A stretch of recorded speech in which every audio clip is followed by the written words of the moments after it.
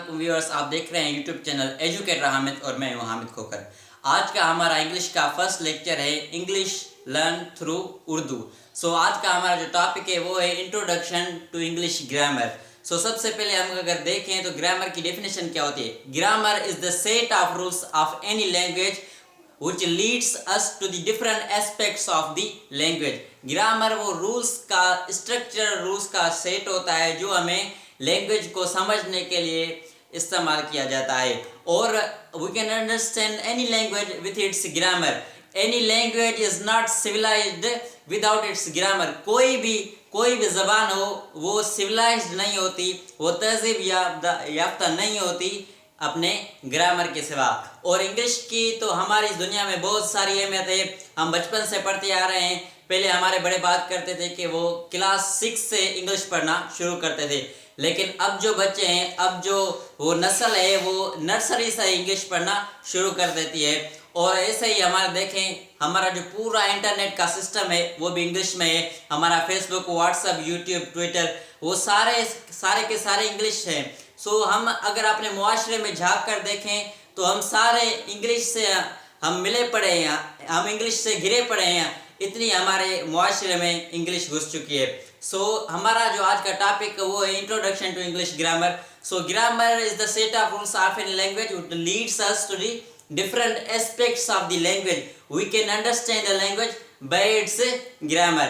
और उसकी इम्पोर्टेंस तो बहुत है। हमारे ज़माने में जो बड़ी टेस्ट होती हैं लाइक CSS या और कोई बड़ी कॉम्पिटिटिव टेस्ट होती है, कॉम्पिटिटिव एग्जाम होता है, वहाँ पे इंग्लिश ग्रामर का एक अहम सब्जेक्ट होता है, उसकी बड़ी अहमियत होती है और लोग स्टडी करते हैं। डिफरेंट यूट्यूब चैनल पे सर्च करते हैं, डिफरेंट वेबसाइट पर विजिट करते हैं, डिफरेंट ऐप्स पर पढ़ते हैं, डिफरेंट अकेडमीज पर पढ़ते हैं और अपने उस सब्जेक्ट को मजबूत करते हैं। और अगर देखें कि उसमें उसके जो टर्म्स हैं और जो पार्ट्स हैं इंग्लिश ग्रामर के वो हैं 8 पार्ट्स, जिन्हें हम पार्ट्स ऑफ स्पीच कहते हैं, जिसमें noun, pronoun, adjective, verb, adverb, conjunction, preposition and interjection. Some grammar includes determiners. कुछ बुक्स ऐसे भी हैं जो डिटरमाइनर्स को भी बयान करते हैं और जो हम अमूमन तौर पर हम डिटरमाइनर्स को हम एडजेक्टिव में शुमार किया जाता है।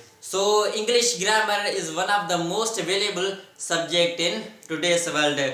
उसके अलावा जो हम अगर देखें उसके दूसरे टर्म्स क्या होते हैं इंग्लिश ग्रामर में हम पढ़ते हैं letters, words, sentences, classes, predicate, subject, active, passive voice, direct, indirect speech and remote.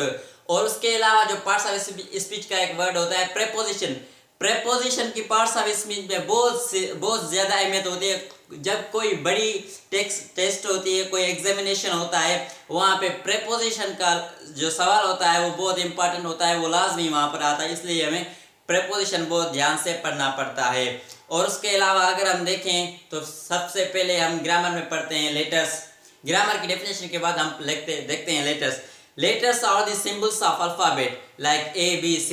अगर उर्दू में देखें अलिफ से आम, बे से बादाम। अगर सिंधी में देखें अलफ अख बे बदक बे बुक। तो ये होते हैं letters. By combining letters we make words. Letters से हमारे वर्ड्स बनते हैं। लाइक मेरा नाम है हामिद, HAMID। H लेटर है, A लेटर है, M लेटर है, I लेटर है, D लेटर है।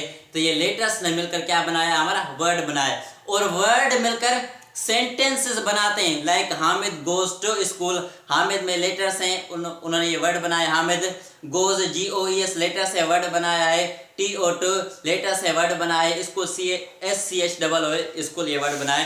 तो जो लेटर्स होते हैं वो मिलकर कंबाइन होकर वर्ड्स बनाते हैं और जो वर्ड्स होते हैं और वो कंबाइन होकर क्या बनाते हैं, हमारे सेंटेंस बनाते हैं। वर्ड्स की हमारी दुनिया में बहुत सारी अहमियत है। The world is dependent of words। The world is dependent of words। फिर से सुनिए, The world is dependent of words। हमारी जो दुनिया है वो मोहताज है किसकी, वर्ड्स की। The whole world is made up of words। ये सारी दुनिया लफ्जों पर बंधी हुई है।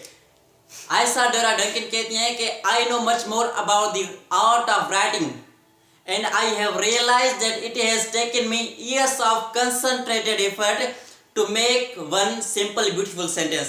आइसाडोरा कहती हैं कि मुझे सालों लग जाते हैं कंसंट्रेटेड एफर्ट के और मैं बहुत कुछ जानती हूँ about the art of writing. मुझे सालों लग जाते हैं कंसंट्रेटेड एफर्ट के मुझे एक सिंपल ब्यूटीफुल सेंटेंस बनाने में। Words are the dress of thought. Words जो होते हैं वो ड्रेस होते हैं हमारे थॉट्स के। Words are the instruments that make thought possible. Words वो इंस्ट्रूमेंट होते हैं जो हमारे सोच, हमारे थॉट को पॉसिबल बनाते हैं। If you can not deliver the message of your heart, you can not speak well. अगर आप अपने दिल का जो है वो हाल वर्ड्स में बयान नहीं कर सकते तो आप अच्छी इंग्लिश और अच्छी जुबान कोई भी नहीं बोलते। अगर आप राइट वर्ड पर, राइट प्लेस पर राइट वर्ड का इस्तेमाल नहीं करेंगे तो आपका जो सेंटेंस होगा, आपकी जो स्टेटमेंट होगी वो अपनी वैल्यू खो देगी। Okay, so if you do not use the right word on the right place, then what is said is not what is mean. और अगर आप कोई भी राइट वर्ड राइट प्लेस पर अगर नहीं इस्तेमाल करते तो आपका कहना कुछ और होता है और उसका मतलब कुछ और होता है। सो ये है वर्ड्स की अहमियत। और फिर हमारे पास आ जाते हैं सेंटेंसेस और बहुत से इंग्लिश के टॉपिक है, like active voice, passive voice, direct indirect speech and reading English and writing English and other are many things. So ये हो गया हमारा इंट्रोडक्शन टू इंग्लिश ग्रामर। और नेक्स्ट लेक्चर में हम पढ़ेंगे इंग्लिश के जो और टॉपिक्स हैं। तब तक देखते रहिए एजुकेटर हामिद।